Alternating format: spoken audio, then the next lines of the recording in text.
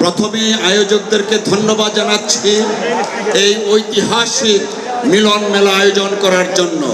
সেই সাথে আমি শ্রদ্ধার সাথে স্মরণ করছি জুলাই বিপ্লবে যারা আত্মাহুতি দিয়ে বুলেটকে আলিঙ্গন করে নতুন বাংলাদেশ বিনির্মাণের জন্য আমাদের প্রত্যেককে জাতীয় সংসদে প্রেরণ করেছেন। আমি শ্রদ্ধার সাথে স্মরণ করছি ফ্যাসিবাদ বিরোধী আন্দোলনে যারা হত্যা গুমের শিকার হয়েছিলেন।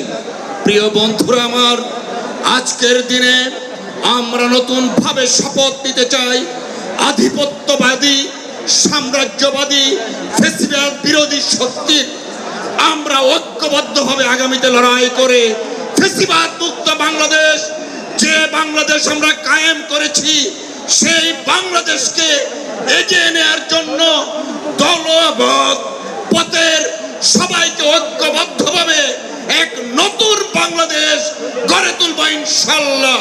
সকলকে জুলাইয়ের এই বর্ষা বিপ্লবের 2 বছর পূর্তি উপলক্ষে আন্তরিক শুভেচ্ছা এবং অভিনন্দন।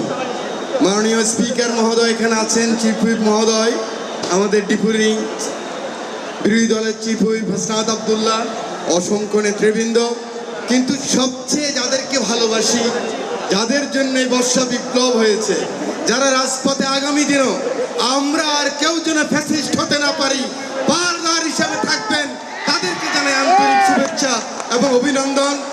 আমরা বারবার যুদ্ধ করেছি, কখনো পরাজিত হই নাই, জয়লাভ করেছি, কিন্তু বিজয় ধরে রাখতে পারি নাই।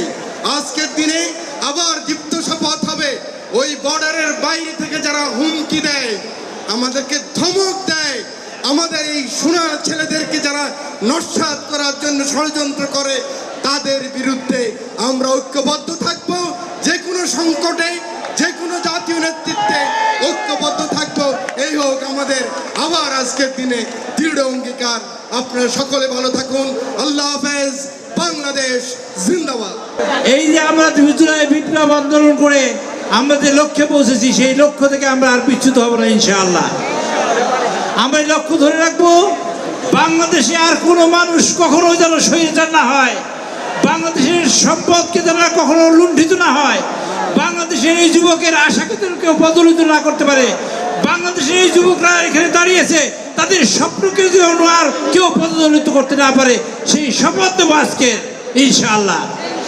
বর্ষা বিপ্লবের আজকে দ্বিতীয় বার্ষিকী, এই দ্বিতীয় বার্ষিকী আমরা ধারণ করব, বর্ষা বিপ্লব আমরা হৃদয়ে ধারণ করব এবং এই হৃদয়ে ধারণ করে আমরা সামনের পথ চলবো, দেশকে সামনে এগিয়ে নিয়ে যাবো।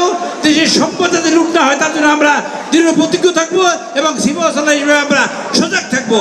যারা আমাদের হুমকি দেয়, যারা আমাদের কথা বলতে এখন দিতে চায় না, ভবিষ্যতে এই 2 বছরের মাথায় আমরা তাদের কোনোদিনই কথা বলতে দেবো না, সেই সমাজ আজকে আমরা নিয়ে আজকে আমার বক্তব্য শেষ করছি।